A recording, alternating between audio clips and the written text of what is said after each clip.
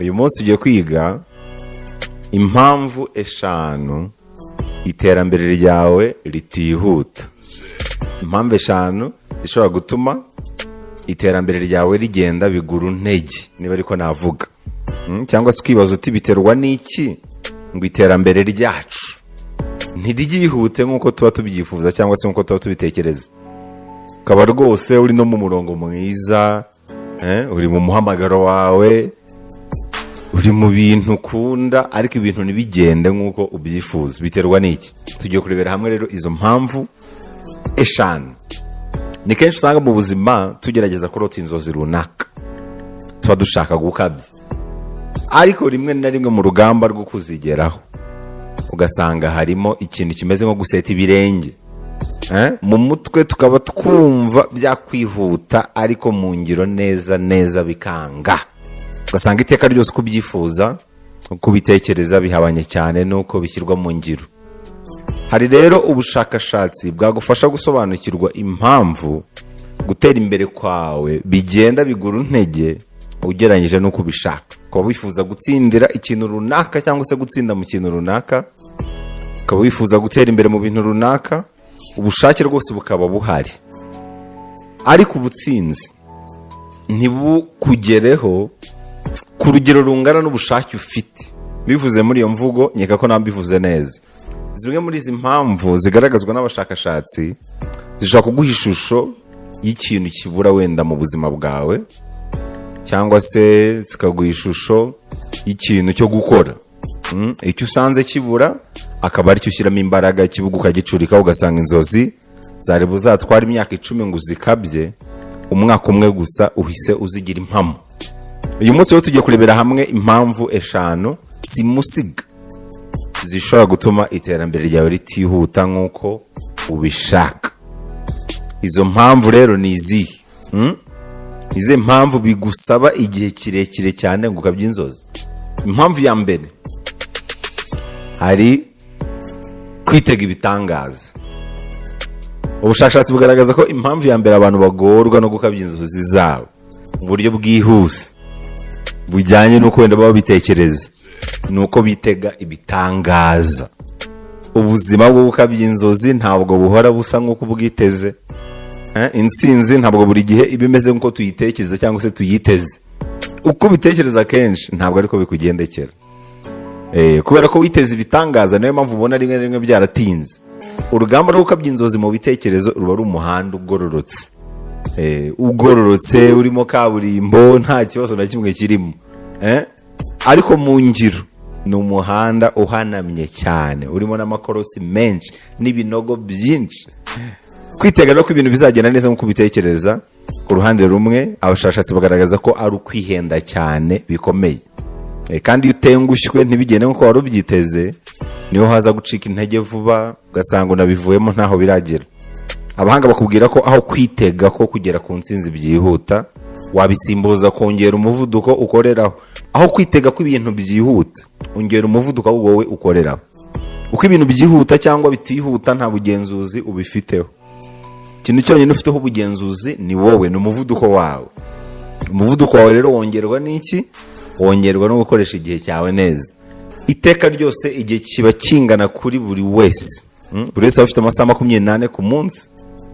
Ikibazo si igihe kigomba kwihuta ngo tubigereho vuba, ahubwo ikibazo ni twe tugomba kwihuta ngo tuhagere vuba. No kuvuga ikibazo si igihe gihora gihari, ahubwo ikibazo ni twebwe tugomba kwihuta.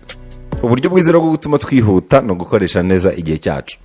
Aha kandi ubushakashatsi bugaragaza ko niba udashoboye kwihuta wowe ubwawe, ubaka abantu bagufasha muri urwo rugendo rwawe rukuganisha ku ntsinzi. Muri make ubaka itsinda. Iruka aho ushoboye kwiruka, ahandi wifashisha abantu mufatikanya, nawe bakagufasha kwiruka kurushaho. Ntabwo ibintu byose wabyikorera wowe wenyine. Niba rero hari aho utabasha kugera ugereranyije n'umuvuduko wawe, ushobora kubaka abandi bantu bakagufasha kuhashyikira. Hari igihe kigera ukabona ko uko wahanyanyaza kose hari ahantu udashobora kwigezaho ubwawe. Iyo rero wamaze kubyakira ukamenya ko hari imbaraga zawe zigarukira, aha niho ubonera ko ukeneye abandi bantu bagufasha kugera ku ntsinzi, kandi ugahitamo abantu banyabo. ujye uzirikana ko uko waba uri mwiza kose wenyine bidahagije mu gihe abo muhanganye bo bari gukora nk'itsinda.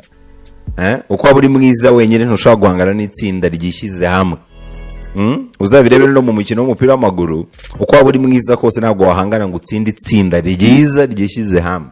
Ushobora kuba uri mwiza pe, agaciro kawe gashobora kuvunja abakinnyi bose 11 b'indi kipe n'urugero, ariko kuba bishyize hamwe nk'itsinda ntabwo ushobora kubatsinda. Ubu bushakashatsi bukomeza bugaragaza ko iyo umaze kubaka itsinda rikomeye, ikintu uba wubatse ni ugukoresha igihe n'imbaraga z'abakugaragiye. Aha rero ikiba gisigaye mu gukabya inzozi vuba vuba ni ukwiga ubwiru noneho buri mu gukoresha n'ubushobozi bw'abandi. Uru rugero kugira ngo urwumve neza warebera nko ku bacuruzi. Iyo ushaka gutera imbere vuba vuba mu bucuruzi, wiga uko wakoresha amafaranga y'abandi kurusha n'uko ukoresha amafaranga yawe. Abashakashatsi nicyo bagerageza gusobanura. Ubushakashatsi buvuga ko iyo ukoresha amafaranga yawe gusa ngo ugere ku ntsinzi, akaba ariyo ushora gusa utegereje kunguka, bifatwa nko gutera intambwe imwe ugana ku ntsinzi. Nabyo ni byiza. Mu gihe ariko iyo ukoresheje amafaranga y'abandi, akaba ariyo ushora noneho ukunguka, aho ho buteye intambwe 3 icyarimwe zikuganisha ku ntsinzi. Niho bitandukanira. Abashakashatsi bagaragaza ko gukoresha amafaranga y'abandi bituma ukira inshuro zikubye 10 ugereranyije no gukoresha amafaranga yawe. Niyo mpamvu banki zikira vuba vuba kubera ko zikoresha amafaranga yacu, zikoresha amafaranga y'abandi. Amabanki ntabwo akoresha amafaranga yayo, ahubwo akoresha amafaranga yawe, akaba ari yabyaza umusaruro. Ibigo by'ubwishingizi nuko bikora, bikira vuba vuba kubera ko bikoresha amafaranga y'abandi. No mu buzima busanzwe rero no mu bucuruzi n'ahandi hariho hose, iyo wize ubwo bwiru, buno bushakashatsi bugaragaza ko ari ikintu gishobora gutuma ukira vuba vuba. Muri make ikintu cya mbere tubonye gishobora gutuma iterambere ryawe rigenda gake ugereranyije n'ukuntu ubyifuza no kwitega ibitangaza. Reka tujye ku cya kabiri. Icya kabiri ni ukutagira mentors, kutagira abajyanama, ariko njyewe mbita abakanguzi. Impamvu ya kabiri ishobora gutuma udatera imbere vuba vuba ni ukutagira abajyanama ba nyabo. Niba ushaka gutera imbere vuba vuba, gira inshuti z'abantu bari aho wifuza kuba, ubiyegereze, ubagire inshuti. Muri make hari ahantu wifuza kuba, ariko aho hantu wifuza kuba hari abantu bahari. Abo bantu bagira inshuti, bashaka kukubera aba mentors, bashaka kukubera abajyanama. Reba umuntu wicaye mu mwanya wowe ufata nk'inzozi zawe, umwegera umugira inshuti. Nta kindi, ni ikintu cyoroshye cyane. Umugira umujyanama, mwigireho, azatuma uhagera nawe mu buryo bworoshye. Niba ushaka gushinga hoteli, egera umuntu ufite amahoteli, umugira inshuti, azagufasha nawe gushinga iyawe. Bitewe n'izo ushaka gukabya, egera abazikabije ubishingikirizeho. Abo nibo bagutumbagiza bakakugeza mu bushorishori. Ukeneye abantu bakubaka rero muri cya gihe imbaraga zawe zagabanutse, cya gihe akanyabugabo kawe kagabanutse. Abo rero biba byiza iyo ari babandi banyuze mu rugendo uri kunyuramo, cyangwa se bafite amakuru ahagije y'urwo rugendo. Aba ari babantu bagukangura iteka n'igihe utangiye guhondobera, bakakubera ya ndobo y'amazi, indobo yuzuye amazi bashaka kugusukaho mu gihe utangiye gusinzira. Mu buzima rero ntabwo iteka ryose uhora ucanye ku maso mu bintu runaka, ntabwo iteka ryose uhora uri maso. Hoya, hari igihe kigera ugahondobera, hari igihe kigera ugasuhererwa. Uba ukeneye rero umuntu gukangura muri icyo gihe. Bikaba byiza uwo muntu abaye yaranyuze mu rugendo uri kunyuramo. Muribuka urutonde rw'abantu 5 ugomba kuba ufite nk'inshuti. Twabonye umuntu ugutega amatwi, twabonye ukwizereramo, tubona ugufasha mu buzima buzira umuze, tubona ukubwiza ukuri, tubona n'ugukangura. Ugukangura niwe ndi kuvuga hano rero. Ubushakashatsi bugaragaza ko iyo uhorana n'abantu baciriritse, iteka ryose nawe uhora uri mu rwego ruciriritse, no gutera imbere kwawe biradindira. Niyo mpamvu mu rugamba rw'iterambere rimwe na rimwe ugirwa inama yo kwisimbukuruza. Twarabibonye, ukiyegereza ba bantu bakurenze kubera ko nibo bakuzamura. Bikaba akarusho iyo ari abantu bari mu murongo w'ibintu ushaka gukabyamo inzozi. Mu rugamba rwo gutera imbere vuba, uba ukeneye aba mentors. Mentor ni umuntu ugukangura, wa wundi ukongerera akanyabugabo, wa wundi ubona wavamo amazi yo kunywa mu gihe wowe utibona nkayo, wa wundi ugutera ishyaka. Iteka ryose rero buri muntu uzi wagize ikintu ageraho mu buzima, uzakurikira amateka ye uzabona ko hari umuntu we w'icyitegererezo. Uzasanga uwo muntu hari ahantu ahuriye n'urwego uwo nguwo ubajije agezeho. Ni ibintu byikora, ni ibintu by'ihame. Uwo muntu akenshi aba ari wa wundi ukugezaho inzira zatuma wicara mu mwanya w'inzozi zawe mu gihe gito. Hari umuntu ushobora koroshya inzira z'urugendo rugana kuri bwa buzima ufata nk'inzozi zawe. Uwo muntu rero ugomba kumugira inshuti, ukajya umuganiriza kenshi. Umuntu ugukangura ku ngingo zimwe na zimwe zijyanye n'inzozi zawe iteka ryose akorohereza urugendo, kubera ko ibisubizo ushaka ashobora kubiguha mu buryo butakuvunnye cyane. Bikaba byagusaba ko banza kujya ujya hanaha kugira ngo uzagere ku gisubizo yakuganiriza mu ijoro rimwe. Niba rero gukabya inzozi byari kuzagusaba imyaka 10 hamwe n'umumenta, bishobora kugusaba umwaka umwe wonyine. Kuki wajya gutunara rero ngo uzakabya inzozi nyuma y'imyaka 10 kandi hari umuntu wagufasha kuzikabya mu mwaka umwe gusa? Uyu muntu iteka ryose rero aragukangura kugira ngo wihute mu kubona ibisubizo vuba vuba. Twanabonye ko atari na ngombwa ko uyu muntu uba umuzi, twarabibonye. Uyu muntu ugukangura woroshya urugendo rwawe rw'inzozi zawe, ushobora no kuba utamuzi, utazigera unamubona. Ashobora kuba ari n'umuntu ufatiraho icyitegererezo ukurikira buri munsi, ashobora kuba ari n'icyamamare ufatiraho icyitegererezo. Ikintu usabwa ni ibyo umwigiraho.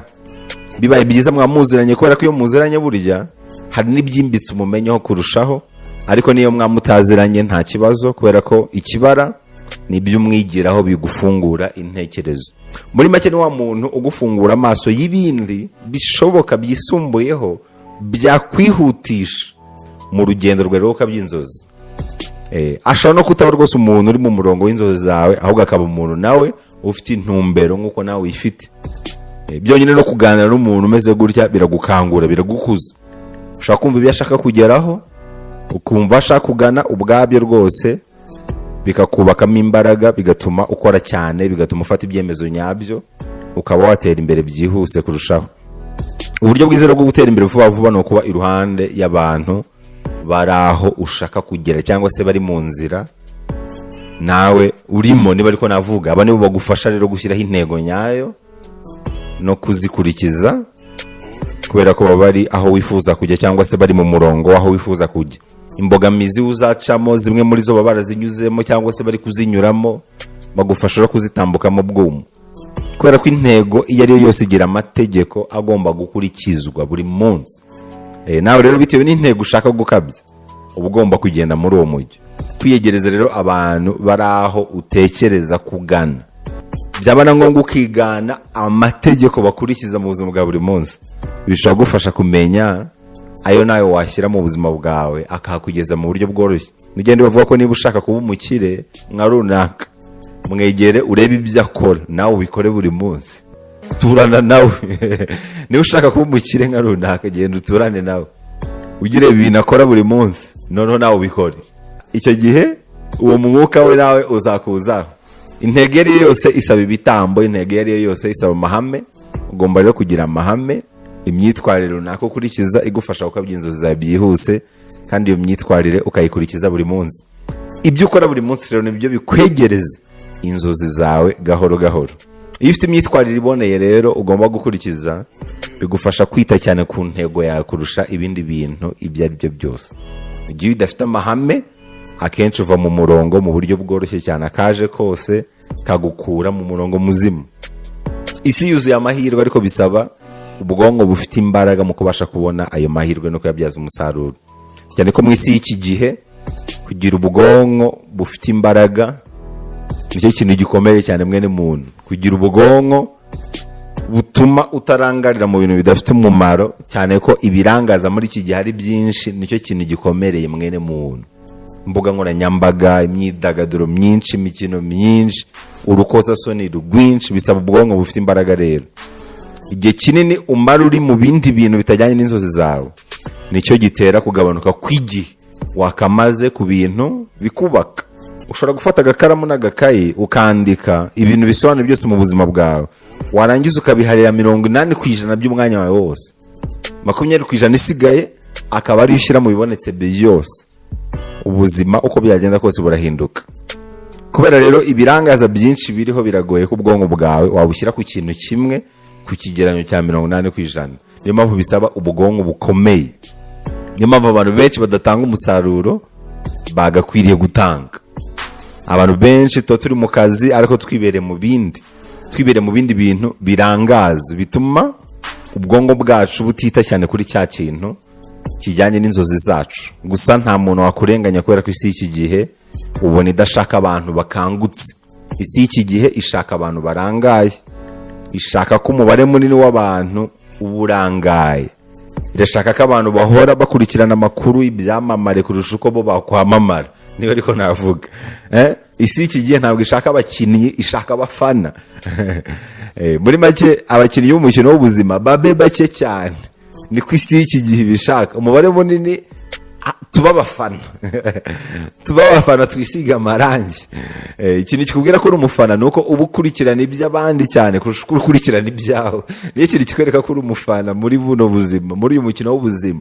Usanga umwanya wawe munini nka 80% by'umwanya wawe uba uri gukurikirana iby'abandi bakinnyi. Kuki bo badakurikirana amakuru yawe ariko wowe ugakurikirana amakuru yawe? Ni kigaragaza ko uri umufana, bo ni abakinnyi. Isi y'iki gihe rero irashaka abafana benshi cyane. Abakinnyi rero b'umukino w'ubuzima ni bake cyane ugereranyije n'abafana. Abafana rero bagomba guhora barangariye abakinnyi, niko bigomba kugenda. Kubera iki wazapfa nk'umufana kandi nawe waravukiye gukina? Kandi gukina si ngombwa yuko ukina ngo isi yose gufane, no. Kina n'ubuzima bwawe. Gukina n'ubuzima bwawe ni ugukora icyo utekereza ko umutimanama wawe ugushakamo. Icyo gihe uri gukina, reka kurangarira iby'abandi, nawe ukine n'ibyawe. Nuko ukomeza gukina n'ibyawe, nawe uzageraho ubona abafana. Kurenganya umuntu w'iki gihe kubera ko arangaye ni ukumugondoza. Ku rundi ruhande ibirangaza biri impande n'impande, bisaba ubwonko bufite imbaraga. Rero ugomba kurema ubwonko bufite imbaraga niba ushaka kuba umukinnyi, ukava mu mubare w'abafana, ukayifana mu gihe bibaye ngombwa, ariko nawe ukaba uri umukinnyi. Ntugahore umwanya munini uri umufana wisize amarangi kandi nawe ufite ubushobozi bwo kuba wakina. Icyo rero cyari ikintu cya kabiri gishobora gutuma iterambere ryawe ritihuta nk'uko ubitekereza. Reka tujye ku kintu cya gatatu. Ikintu cya gatatu ni umubiri wawe. Hari igihe uba ufite ibitekerezo ariko umubiri utabikwemerera. Aho utuye, hari igihe uba ufite ibitekerezo byiza, ufite intumbero nziza, ariko aho utuye hatabikwemerera bitewe n'ikintu ushaka kugeraho, cyangwa se ubumenyi budahagije. Iki ni cyo kintu cya gatatu rero gituma udatera imbere vuba vuba ugereranyije n'umuvuduko ubyifuzaho, nuko umubiri wawe rimwe na rimwe uba utabikwemerera, cyangwa se aho utuye ntihabyemere, cyangwa se ubumenyi ntibube buhagije. Hari ubushakashatsi nigeze gusoma bugaragaza ko uko umuntu yiyongera ibiro niko n'ubukene burushaho kumusatira.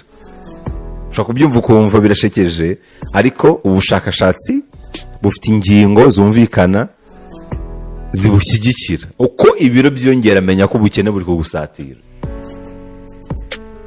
Ibiro 5 niba byikubiseho, niba ugiye ku munzani ugahita ubona 5 byikubiseho, menya ko ubukene bufite umuvuduko munini cyane wo gusatira. Uko umuntu agabanya ibiro niko ubukire burushaho kumusatira. Ushobora kubyumva ukavuga uti ibyo bintu bihurira hehe? Impamvu nuko iyo ufite umubiri ubikwemerera, igihe cyawe ushobora kugikoresha neza. Umuntu ubyibushye ufite ibiro by'umurengera akunze no guhura n'ikibazo wenda cyo gusinzira cyane. N'urugero, umunaniro ukabije, niba aryamye saa 3 z'ijoro ashobora no kubyuka saa 3 za mu gitondo, kubera ko umubiri we ntabwo umwemerera kuba yabyuka kare. Tekereza amasaha ahomba ugereranyije n'uwabyutse saa 11 za mu gitondo, kubera ko umubiri we ubimwemerera. Abamo urushanga amasaha 5 ku munsi. Ayo masaha 5 ugiye uyobarira igiciro ni amafaranga, ni ubukire, ni iterambere, ni ugukabya inzozi. Bivuze ko rero uko ibiro byongera, menya ko utangiye gutinda hara. Uko ibiro bigabanuka, menya ko ni amahirwe yo gutera imbere. Banza ariyo mpamvu ko umuntu arushaho kugira amafaranga ariko arushaho kwita ku buzima buzira umuze, agatangira gukora ka siporo, kubera ko hizerwa ko iyo ufite umubiri ubikwemerera uko byagenda kose n'amafaranga aragukurikira. Amafaranga aragukurikira. Iyo ufite ubuzima buzira umuze, buryo ushobora no kugura igihe, kubera ko ubuzima buzira umuze butuma ugira igihe cy'umurengera cyo kuba wabyaza umusaruro. Ariko iyo udafite ubuzima buzira umuze, ahubwo igihe cyawe kiragabanuka, kubera ko igihe kinini uburwayi, igihe kinini uburi kwivuza, igihe kinini ubusinziriye, igihe kinini uburi mu bintu bituma ahubwo igihe cyawe kiba gitoya. Ariko si nacyo gusa, n'amahirwe burya usanga yisirisimbya kuri ba bantu banyarutse. Uzareba umuntu unyarutse no mu kazi akariko kose, umuntu unyarutse amahirwe amugeraho. Umuntu unyarutse rero akenshi bihurana no kuba afite ibiro biringaniye, niba ariko navuga. Nawe ubwawe ugiye gutanga akazi, reka ngoye nk'urugero, ugiye gutanga akazi ukabona haje abantu babiri, umwe afite ibiro 150, undi afite ibiro 70, mu maso yawe ni iki kintu gihita kizamo?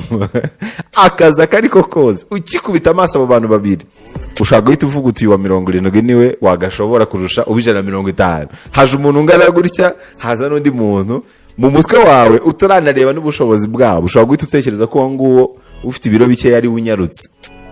Bose barareshya, bose bafite imyaka imwe, ariko umwe afite ibiro 150, undi afite ibiro 70. Ushobora guhita utekereza ko wa 70 ari unyarutse. Wenda rimwe na rimwe ugasanga ni nawe munebuke.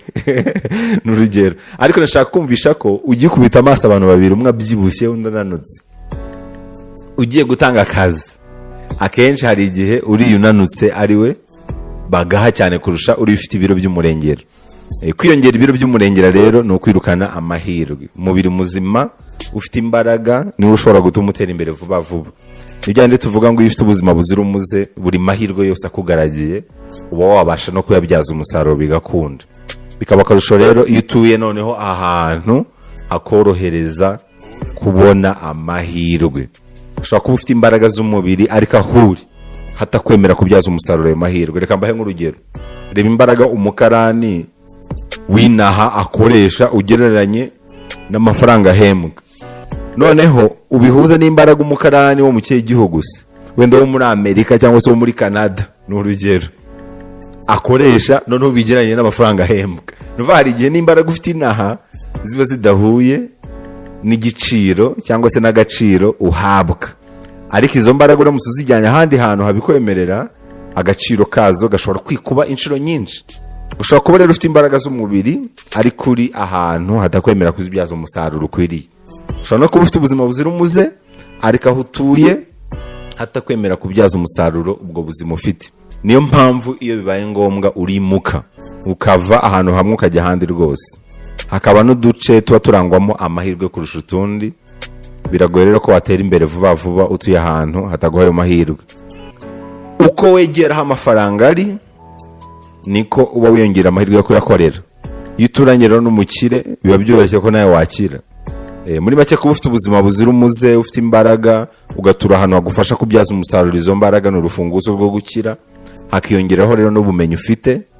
Niyo mpamvu mu byo waba ushaka gukabyamo inzozi byose ugomba guhora wiga amasomo ajyanye nabyo. Reba ibintu ushaka gutsindamo, uhore wiyungura ubumenyi muri byo, ba mwiza buri munsi kurusha uko wari umeze ejo hashize. Kubera ko ibyo wubatse iyo utitaye ku gihe, igihe cyo kibisenya ntacyo cyitayeho. Kujyana n'igihe rero bigusaba guhora wiyungura ubumenyi. Niyo mpamvu uzabona abakire bo ku rwego mpuzamahanga bose bakunda gusoma ibitabo. Abazi neza ko mu gitabo ashobora kuhungukira ikintu kimwe, isomo rishobora kuba ryamuhindurira ubuzima, cyangwa se rishobora kuba ryamutumbagiza kurushaho. Ijambo usomye mu gitabo cya page 100 ukarisoma kuri page y'100, iryo jambo rimwe rishobora kuguhindurira ubuzima, rishobora gutuma uba mwiza kurusha uko ejo wahoze umeze. Icyo rero cyari ikintu cya gatatu gishobora gutuma iterambere ryawe ritihuta ugereranyije nuko ubishaka. Reka tujye ku kintu cya kane. Ikintu cya kane ni ukutamenyekana. Indi mpamvu ya kane ishobora gutuma udatera imbere vuba ugereranyije no kubyifuza, ntabwo uzwi cyangwa se ibyo ukora ntibizwi. Bajya bavuga ngo ntabwo ari ikibazo cy'uko udashoboye, ahubwo ni ikibazo cy'uko utazwi. Kandi kumenyekana bihera ku kubanza kwimenya wowe ubwawe. Iyo wimenye, umenya icyo ushoboye kigatuma n'abantu bakumenya. Ntabwo ari ikibazo cy'ibyo ukora, ahubwo ni ikibazo cy'abazi ibyo ukora. Kumenyekana cyangwa se kumenyekanisha ibyo ukora ni uburyo bwiza bwizewe bushobora gutuma abantu bakabya inzozi zabo vuba vuba. Nibyo bavuga ngo umuntu utinya kwamamaza atekereza ko ari guhomba ameze nk'umuntu uhagarika urushinge rw'isaha agira ngo ari gukerereza igihe, cyangwa se ukura ibuye mu isaha, agafata ibuye akarikura mu isaha akaba yihagaritse yibwira ko ari gukerereza igihe. Byorohera abantu rero kugurira umuntu uzwi kurusha uko byorohera utazwi. Byorohera abantu kugura ikintu kizwi kurusha uko byorohera abantu mu kugura igishya. ntacyo bivuze kuba uri umuhanga cyangwa se ibintu byawe ari byiza mu gihe abantu batabizi. uzi ikizakurikiraho? Ntabwo uzabona ababikenera. Nunababona bazabiha agaciro gake, ntabwo bazabiha agaciro kabikwiriye. Niyo mpamvu rero usanga ikintu ari cyiza cyane kinavunanye mu kugitunganya, ariko ugasanga kiragura abiri, ntabwo kizwi n'abakizi, nta gaciro bagiha. Kumenyekana rero ni intambwe yindi yo gukira vuba vuba. Hari ubundi bushakashatsi nigeze kubona mu gitabo kimwe bugaragaza ibintu bishobora gutuma abantu batera imbere byihuse. Bashyiramo kwamamara, by'umwihariko iyo wamamaye ukiri muto biba byoroshye yuko wakira vuba vuba. Uzarebe nk'abantu b'ibyamamare ukuntu amahirwe abirukira kandi bakiri batoya, ugasanga akize vuba vuba. Hanyuma bashyiramo na biriya byo kugabanya ibiro. Kugabanya ibiro bishobora gutuma ukira vuba vuba. Bashyiramo no kuvukira mu muryango ukize. Ibyo bintu bitatu ni ingenzi cyane. Ukuvuga hari ubukire buze bwihuse kubera ko wabukuye mu muryango, hari ubukire buze bwihuse kubera kuri cyamamare bamamaye ukiri muto, hari n'ubukire bushobora kuza bwihuse bitewe n'uko umubiri wawe ubikwemerera. Iyo rero wimenye, iyo uzi ko nta muryango ugusunika, n'ibiro byawe rimwe na rimwe ntibibikwemerere, ntunazwe, ntabwo uri icyamamare, menya ko ugomba kwizirika umukanda, ugomba kuziba icyuho uko byagenda kose. Uburyo bwiza bwo kuziba icyuho ni ubuhe rero? Narabubabwiye, ni ugukora double, ni ugukora inshuro ebyiri kurenza abandi kugira ngo uzibe icyuho. Niba abandi baryama amasaha 10, wowe uraryama 5. Niba bakora amasaha 5, wowe urakora amasaha 10. Nigenda bakubwira ngo iyo uzi kuvuka mu banyantege nke, iyo uzi kuri umwimukira, icyo usabwa no gukora inshuro ebyiri kurenza kavukire, kurenza abandi, kurenza abanyembaraga kugira ngo uzibe icyuho. Gukora inshuro ebyiri rero nta kindi, ni uko barasezera akazi bagiye kuryama, wowe ugahita ugatangira nanone, ukiyongeza. Ni uko bararyama amasaha 10, wowe wabyutse kare wagiye. Buri gihe uhora bari imbere amasaha, ubari imbereho akazi. Icyo gihe uzaziba icyuho rero. Ni ikibazo cy'imyaka, ni ikibazo cy'igihe, ushobora kuziba icyuho rwose mu buryo bworoshye. Kumenyekana rero ni ibintu byatuma utera imbere vuba vuba. Reka twihute tujye ku kintu cya nyuma, ari nacyo cya gatanu gishobora gutuma iterambere ryihuta vuba vuba. Ni impamvu ituma gutera imbere kwa bidindira ugereranyije no kubyifuza, ni ugutinya gufata risk. Risk ni ugukora ikintu rimwe na rimwe wirengagije ingaruka cyakugiraho.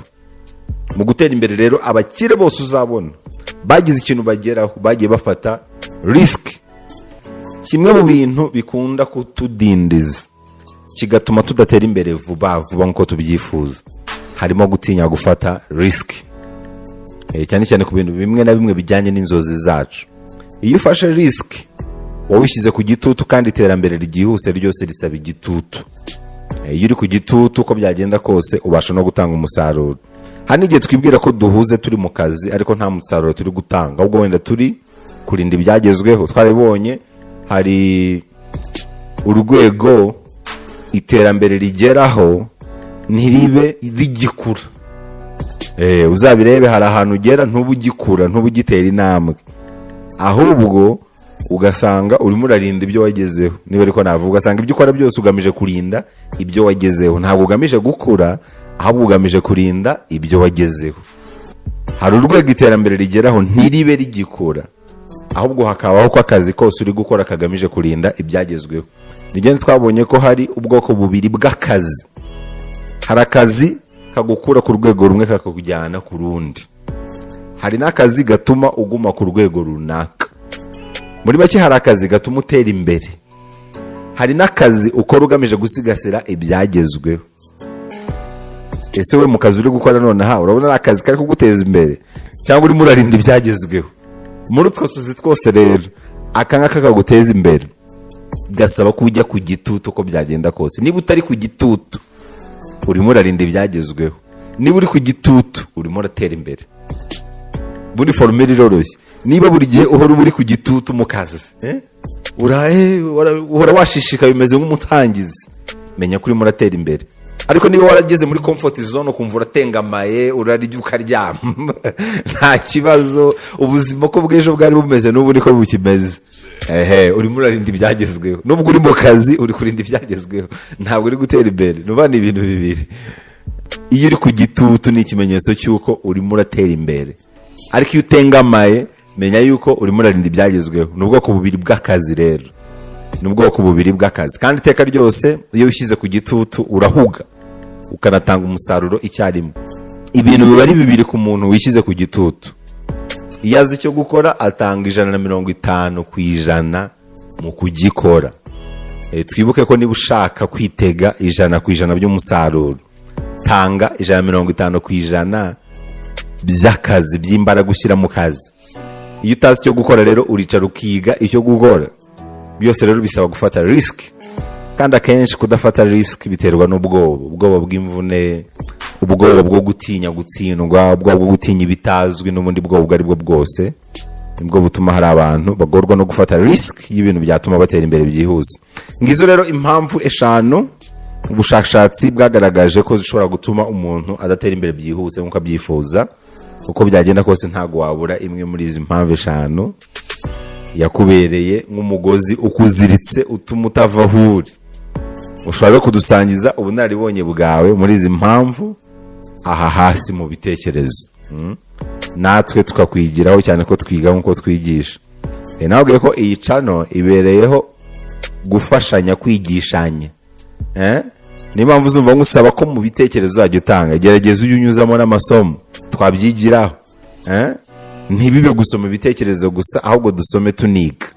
Nyemera nkubwire nti Shanti, tuzasubire mu biganiro by'ubutaha.